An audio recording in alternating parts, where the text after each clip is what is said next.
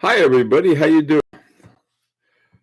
Want to do a sound check and if the picture's moving okay and everything else. So, what's up? Someone's got to be first to type something in. Who's it going to be? It's William Watches. Hey, James Khan. Uh, well, anyway, uh, here's what I wanted to. Hey, Rohit and Steven and Dalton. Hey, there's Stifle. Um, is the sound okay, and is the picture all right? Both of them, because I have no idea what the bandwidth is unless you guys tell me, and I don't have another computer on. Otherwise, I just take more of it. Hey, Jr., how you doing? Uh, TXJ. Oh, good. Sounds all right. Good. Mark, great. Okay, good. All good with the sound and picture. Thanks, Rohit. I have to say that, my pleasure. On an order with Stefan. Uh, oh, good. Kettler, because of your video. Well, give Stefan my my regards, and tell him that too, Dalton. Say, I don't know why. I'm glad to hear that he's doing okay. Did you check out the early Roger Dubuis homage washes? Yeah, I did, James Caan. Very cool watches. But the ones I looked at were fairly expensive. Did I look at the wrong ones? Because there were some nice ones, mucho dollars. The one I really like has a wind up, beautiful movement in it. So yeah, those are great.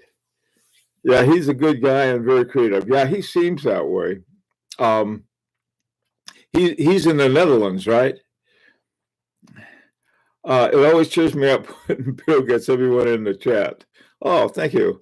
You continue my yeah. That's me. This is why I'm such a terrible interviewer. When I interviewed Edward Malin, instead of being, I'm serious interview, I was, oh boy, we're talking about watches. That's, what kind of interviewer does that? Uh, those were the right ones. Yep, expensive. Yeah, James. But thanks anyway. I really like them. Hi, Mike. How you doing? Um, Pip Linda, how are you? Um, so, so let's find now in the morning group. I've been doing this twice a day now. Some of you were here in the morning, and the thing that happened was that it may have been with this group or it may have been with another group or somebody else. I don't know. There's a bunch of places, but they were talking about did we talk about the Chopard LUC sport yesterday? Did we talk about that here or not? Uh, if we did, then I may be repeating something. But let me tell you what I sort of ran into that I didn't know about, and maybe a watch worth taking a look at.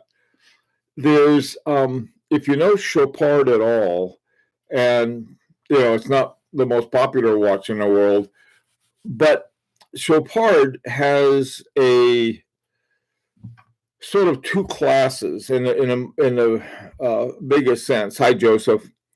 And one is sort of the lumpen proletariat, and the other part is what they call LUC, which are the initials. I think the LU is somebody, the founder of Chopard, and the C and LUC is for Chopard. So that's how they differentiate between the ones that are new. I mean, that are in house, and the ones that are a box of chocolates. You don't know what's in there, and yeah, okay, Dalton. That may be something like it, but there's here's why it took me a while to warm up to the Chopard Sports. Okay, now I'm going to say this wrong, so if you want to correct me, go ahead. There's one called let me see, 1,000 miles. Mille Miglia, I think, the 1,000 kilometer race. It's an Italian race. Anyway, they have a watch called the Mille Miglia, something like that. And it's a cool looking watch. It's a wonderful looking watch. And it runs on an ETA. Okay.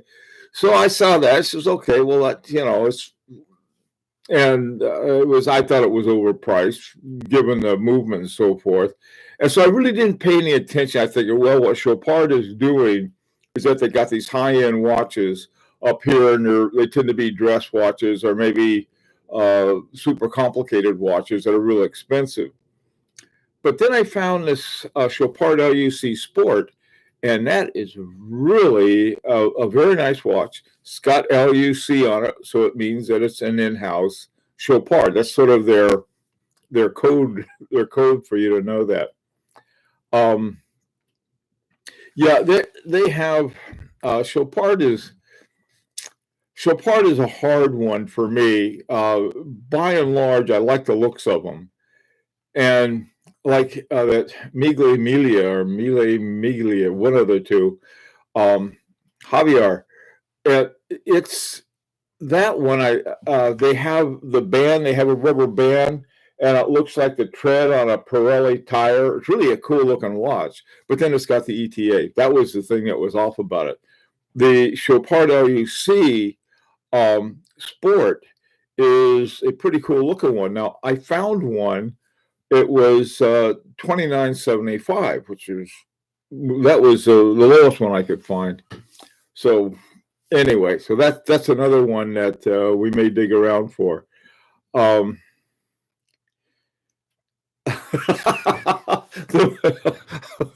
Javier, I'm sorry. Well, I hope you brought enough vino to share with everyone. Hey, DGB, how are things over in UK? One of the things that a lot of us, I think most of us probably in some extent, are waiting for sort of a big upkick.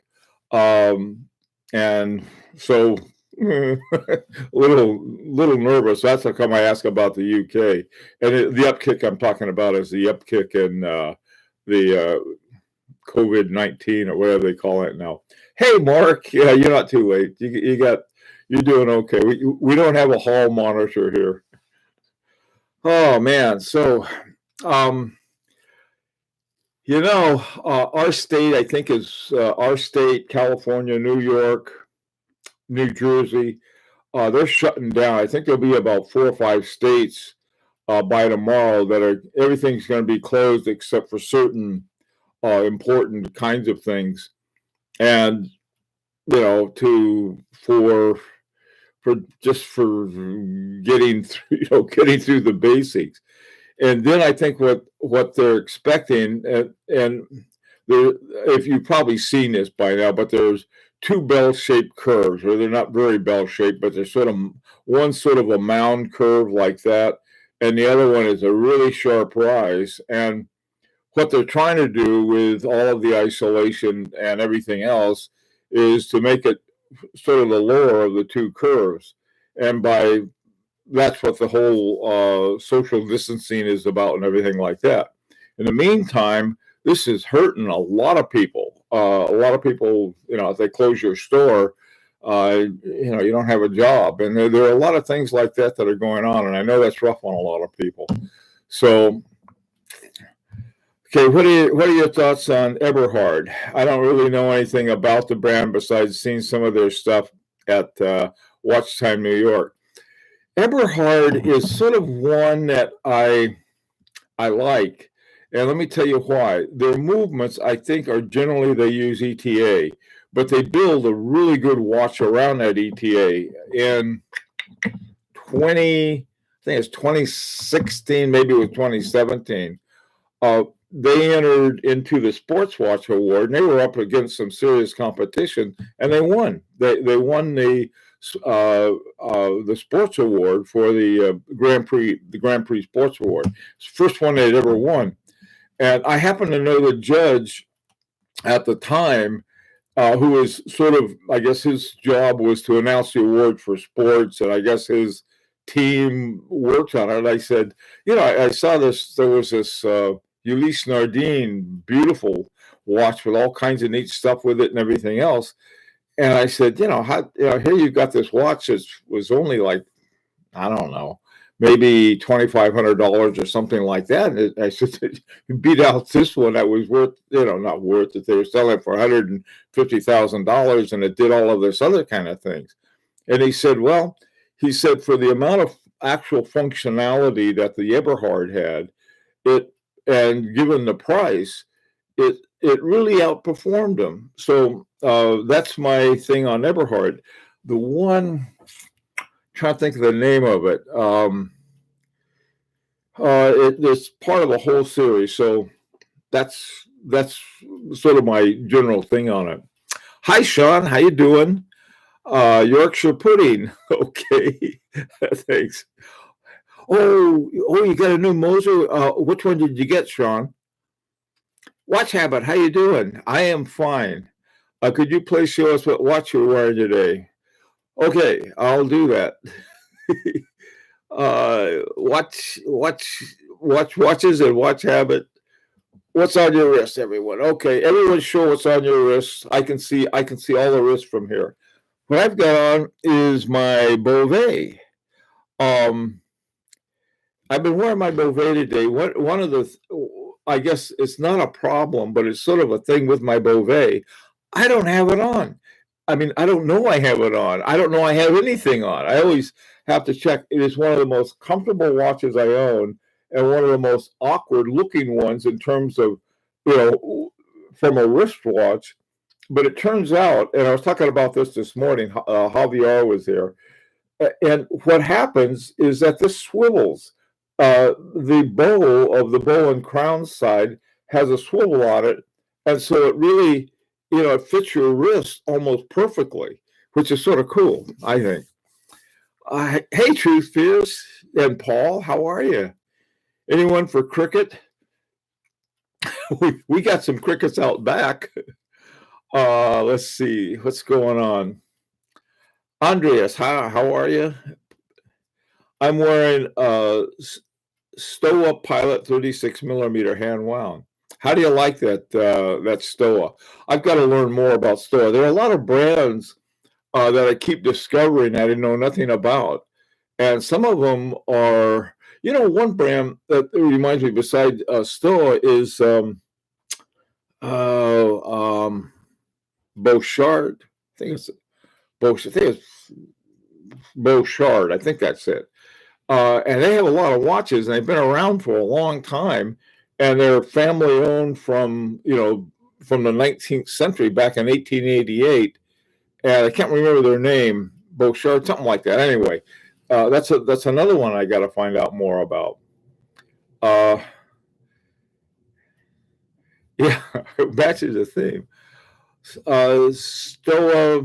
Stowa Pilot 36 millimeters. Is that one of the Fliegers, Pip? Fliegers, I guess that's how you'd say it. Hey, Mark, I'm sporting a Nomos Orion. I like that. That's a nice watch. A GS. Okay, now you got me here on the SBGX. What is an SBGX Williams watches?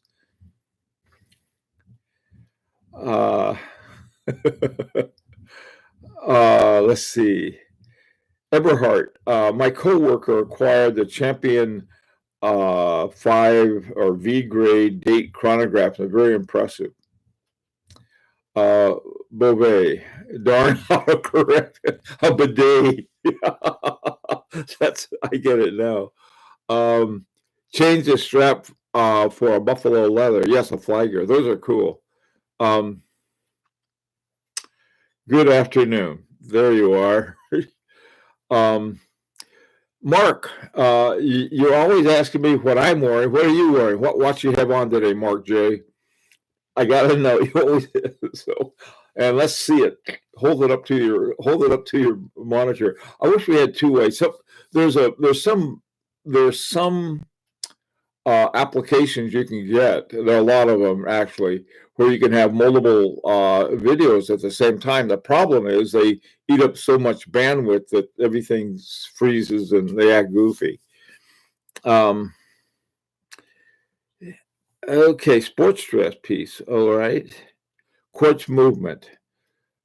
Williams watches. You brought a quartz movement to our discussion. I'll have to spend more time looking into Eberhard. I saw an ad pop up on Joma Shop about them, but never. Here's what I would suggest, Stifle, is to do this: is to take a look, go to the gphg.org, and check out the 2017 winners, and look at the sports section. And then when you click the image, I think that's where the Eberhard is, it will come up and it'll have all the information about it. And they got a really neat name for the watch. It's part of a series, at least the one that one did. I forgot the name of it though.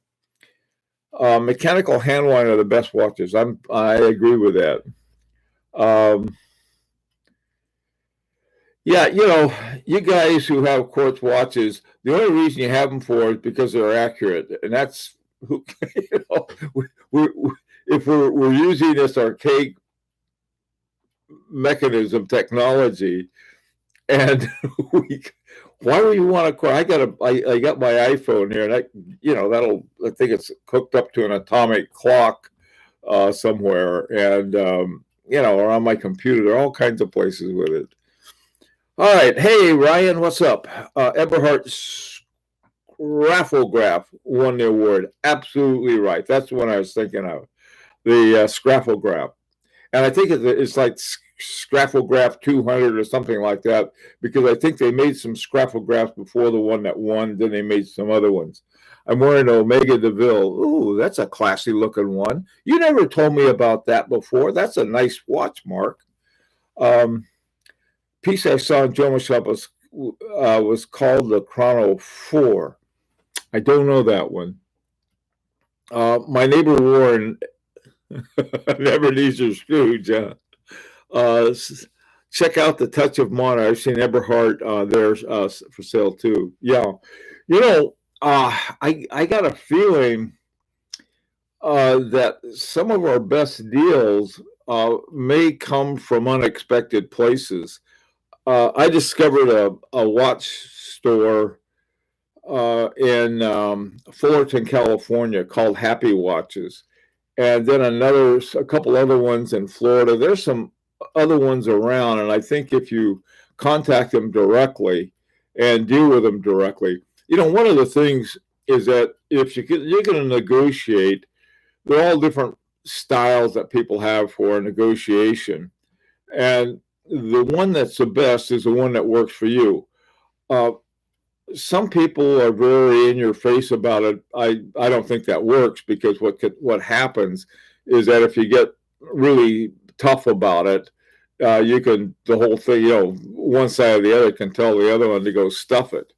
And I think it's a very sort of like, if you ever go to one of those nature shows, you ever see those storks? They have this elaborate dance. That's what the negotiation is.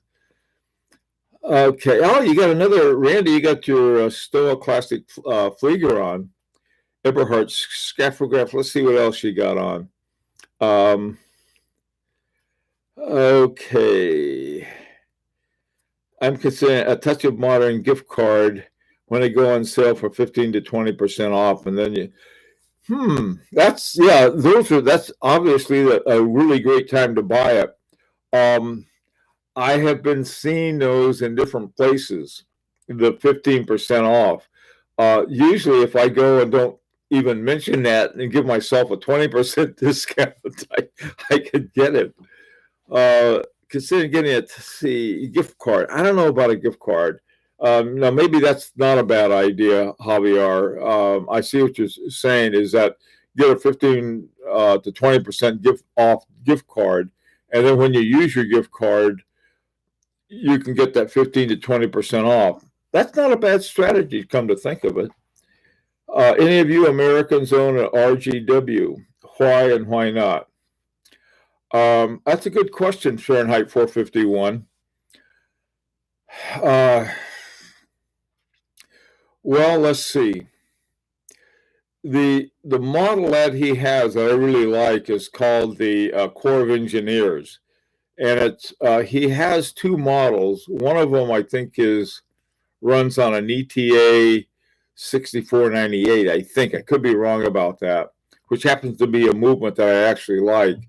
But his prices are pretty steep. Then he has his own movement that he's made. I forgot what it's called, but it's. I like his watches, and I like Murphy, Roland Murphy's a cool guy. And he doesn't look like a watchmaker. He looks like I don't know what. He's sort of somebody from the 1950s with a flat top. Really an interesting guy. Super nice guy, though. Okay, so anyway, anybody else? Is your opinion on the most affordable high horology sports piece for the money? Sports piece. I'll tell you. It's the Vacheron Constantin Quadrille, that one. Right now, for the very, very best deal on a sports watch, and it's one that I'm not crazy about because it doesn't have an exhibition window, is that Parmigiani, what do they call it? The one that's named after the Pershing. They've got those. They've got tons of those. They were originally 20,000, something ridiculous like that. But the quality is excellent quality, but they just didn't sell. And so there are a lot of those around. You can get them probably, I think, in the $4,000 neighborhood. Now they have some with gold and stuff on them, and they want more. They have the bracelet, and those maybe more. But right around for that, I think that's a hard one to beat price-wise.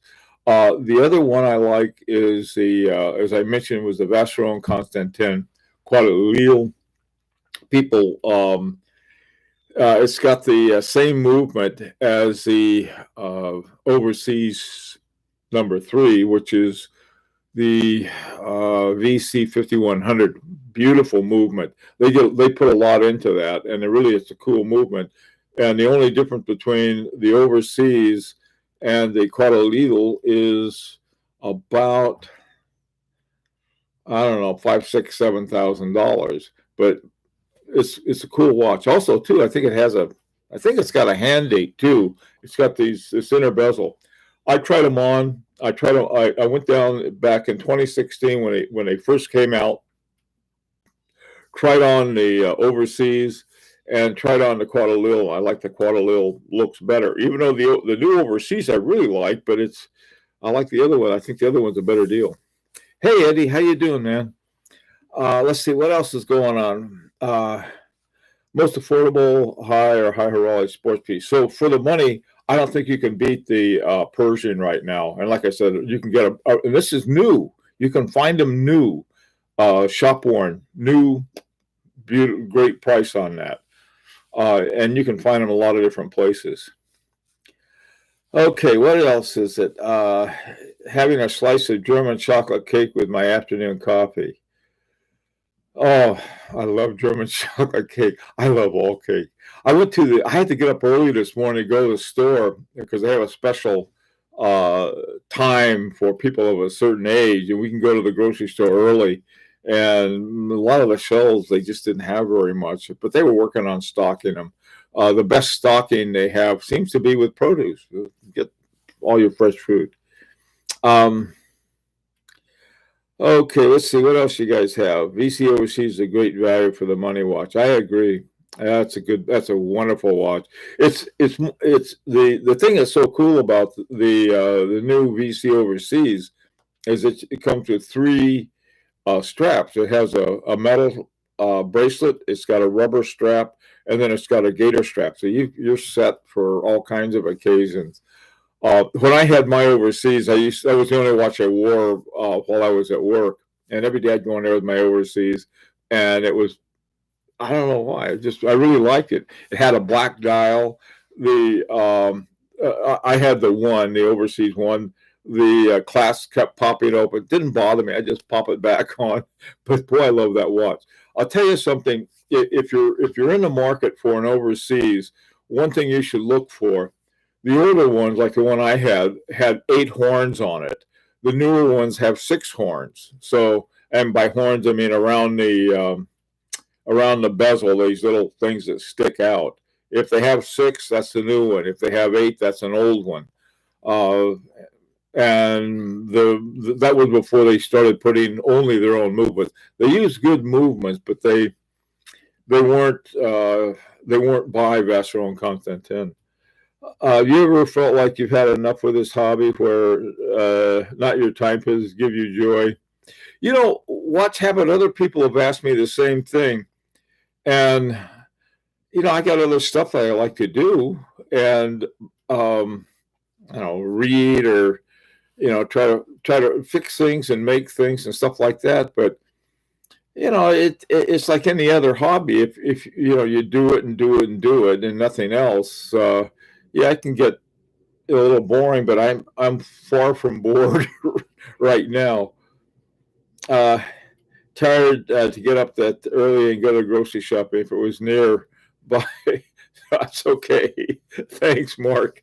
The thing is, nobody's, everyone's keeping 6 feet from each other. Our next door neighbors, we were talking to them out in the yard. We were about 20 feet away, hollering at each other. And, that's really weird. Let's see. What else is up? Archie has 2 horns. Well, now, you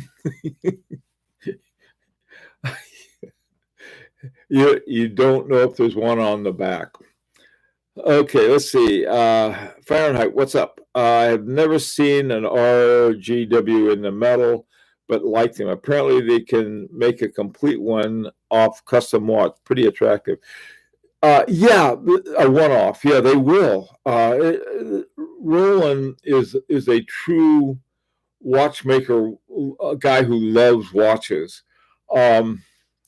He is one of the few people who, some of his watches he makes with the Jacquet 736, and he's got the original 736. And I was trying to, he has some, but he charges so much. I mean, they're really expensive. I'd love to have one of his with a 736 in it, but his stuff is pretty expensive. And so, and there's, I don't know if he has any left. He had some, then he came out with them again. I guess they were in a barn or something. I don't know. Let's see. Apparently we can make a complete. Okay, I feel like the watch hobby consumes my life. It's almost turned into a lifestyle rather than a hobby. I've never had a hobby such as this and impact in my life. Yeah, especially financially. No kidding. Yeah. Yeah, that's a funny kind of thing. Usually, shortly before I retired, I've been looking for a hobby for years. My last hobby was flying, and I used to fly all over the place, and it was, kept me pretty busy. And I guess I've always had a hobby and work part of programming. I love programming, and going out and learning a new language and so on and so forth. Something like a hobby. But in the back of my mind, I thought, boy, when I retire, I want to retire. And I still not even sure is that how I went from having, liking mechanical watches into a hobby, but that's what it became. So, and the thing is that if you really get into it and you start finding out about movements, you find out about, certain kinds of things that happen. There's just more and more stuff to learn about, and that's really what I enjoy the most. Okay, let's see. Are you still flying? No. I got when I got married, my wife said, "That's it." Then that was it. Yeah, it's been a while since I flew. It's one of the things about flying. If any of you do fly or are thinking of taking up flying, um, there's only one way to do it, and that's to like really take everything about it seriously. Uh, and you really have to fly a lot, and not just like if you fly on a clear day from one place to another and you take off in good weather and then you land in good weather, um, on a what are you going to do when all of a sudden there's nothing out there but cloud cover that you weren't expecting and you get into some turbulence? Man, I tell you, it's just there's a lot of stuff about it, but boy, I sure loved it. Yeah, flying is great. Small airport that offers lessons a few miles from my house. I've always had an interest in it. Dear Stifle, I tell you, I don't know how many times I thought about it. I go out there and it was like, I just didn't do it. And one day I did, and it was just like, man, this is what I want to do. And I did for a number of years, and then I quit. Hey, Sean, Ventures Small Seconds with the white face and Roman numerals. Look for one for 2 to 3 years. Just dropped in whilst browsing Chrono 24 and Pound. Ooh, you got one. Okay, great, Sean. So you got one with the white face, Roman numerals on a Venture Small Seconds. Way to go. Yeah, some of the prices right now are really good. Sean, did you negotiate or did you go with it? Yeah, Eddie, I think you're right. It's a lifestyle and an addiction, not a hobby. I think you're right. Um, Greed, very addictive. Eh, it's passion. One of the other things I think that to me, like I said, this is why when you can find something interesting, I mean, as long as something about a watch is really interesting, I don't care if it's what it's got in it or anything else about it. It's got to be interesting, though. Some are more so than others. Um, my H. Moser double hairspring. Double hairspring, the whole concept behind it and everything else about it is really interesting. And it's one watch that I can talk to watchmakers about who've never seen one before and are really interested in it. So it's sort of fun in that respect. But if you look at it, it's got a shape movement, and now they have the double hairsprings only with a tourbillons. Man, I tell you, that sounds really complicated. Two of my friends have pilot's license. I joined their club at school and was really fascinated by it. People.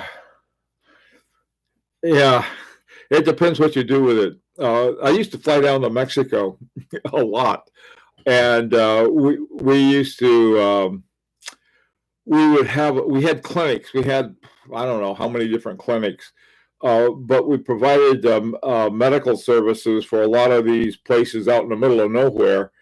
And some of the places, the best way to get there was to fly in, and so I'd load up my airplane with doctors and nurses and interpreters and everything and fly down. And they usually would give the pilot something non-lethal to do, like we'd pass out vitamins and things like that.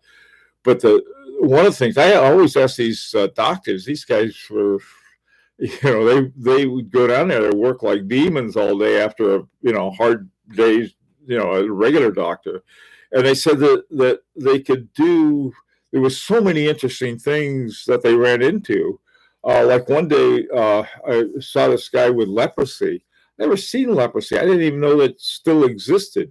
And they had things like that. So we would fly down there, and flying in Mexico is always an adventure. Okay, Venture Small Seconds. So what else is going on? What do you think of Moser concept watches? I love them. There's something about that. Now, to me, that's super interesting. Well, this one, it would be the concept ones have no numbers or no anything on them. And I don't know, there's something about that. And then they have these really beautiful dials. And so you're looking at two hands and a gorgeous dial. I don't know. I like them. The thing is, it's hard for me to justify more Mosers. Well, it's not that hard to justify. I can always figure out a way to do it. But say with two of the watch. But what I'm trying to do is have no more than two watches of the same brand. I tell you one of the most interesting watches I've run into lately was I don't know if any of you guys saw it, but the review I had of Rich's collection of his Patek Philippe's. The first one that was there was this calendar watch, and the one he got had the dial on it was sort of it was like a mock-up or something in the process where they develop a watch, and the sort of this hand done, beautifully done dial was the one they chose. So they said, well, why don't we use that? That's different. Now that I really liked. That was really cool. Mexico, no wonder you can afford your collection. Now, I wasn't doing that, Javier. We were the only ones flying drugs into Mexico. We had all of our stuff. But I tell you, some of the places that we used to land, they were mostly dirt. There were some really beautiful, runways down in Baja Norte and over in Sinaloa, where we had our clinics and stuff. But you better pay attention. Like some of the one of the days we were flying into a place, we ran into a storm and didn't have the visibility, and we were using our instruments to locate it where we were going, and the VORs and stuff were sort of iffy, and so there was a river down below, and I knew the river ran into another river, and the town I was looking for was on that river. So you couldn't see a thing out the front, but if you look straight down, you see the river. Followed the river. I think that IFR, I follow rivers. That's what it stands for. Hey, Shivery Mike, thinking of buying a Tudor Black Bay Chrono S and G, or an Omega Dark Side of the Moon. What would be your advice? I have a pilot's license too with aerobatics upgrade. Oh boy, we had an STOL kit, but aerobatics I never did, but I would love to have done that. But the other thing too, I learned if I can tell you everything about aeronautics, what I learned was that the thing that keeps an airplane flying is money. You think watches is an expensive hobby, try flying. Okay, Tudor Black Bay Chrono. The Dark Side of the Moon has something really interesting about it. I was looking at the that watch, and I forgot what it was, but it was they had the gray side and then they have the dark side. The dark side won an award. It won a Grand Prix award for something, but that's really a neat watch. Tried Moser Pioneers on your wrist. I'm wondering how they fit. Moser Pioneers those are neat watches. Those are very neat watches, and I think they're probably the most affordable. And they have some wonderful designs with those too. They're a little more sporty, Mark. So that's something you might like. You ever seen anything from Weiss Watch Company? Yes, I have. I hear people talk about the brand and never really looked into it. Yeah, there's a guy that has one. Oh wait, no, there's what I'm thinking about. Are you talking about the guy Weiss in Oregon who makes his own watches? And they're beautiful. The guy is really a very skilled American watchmaker. Weiss. Or there's another one, and maybe I'm thinking of somebody else. So anyway, I think you can find them online. Cameron Weiss, long-haired guy. I think is he the guy in Oregon, Der Stifel? I think he is. The reason I'm asking, I have a son and his family lives there, and I'm thinking, well, if I go out and see him, I'll maybe go over and check out the guy. From what I've seen of his work, though, he's very, very talented. Um, Oregonians are very independent people. That. Oh, Weiss is in California. Okay, he's not the guy I'm thinking about, though. There's he's in. That's the guy in L.A., right? Ryan. I think so. Yeah, he's an American. Both of these guys are American. There's some guy in Oregon who lives in Eastern Oregon, and the guy's got talent to burn. Weiss, if the guy in L.A. isn't he still using ETAs and stuff in his watches? Weiss used to work at Vasco and Constantin. Yeah, a lot of these guys would. In fact, some of the best watchmakers, the same thing. They work for one of the big companies. I think Laurent Ferrier, I could be wrong about this. I think he worked at Patek Philippe for a while. In fact, he may have worked there for a very long while. Anyway, the reason I'm asking because it's about 43 millimeters. I've never tried to watch that big before. Mark, let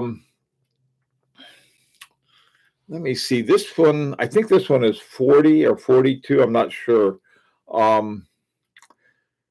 You've heard the expression that some watches were small, some were big.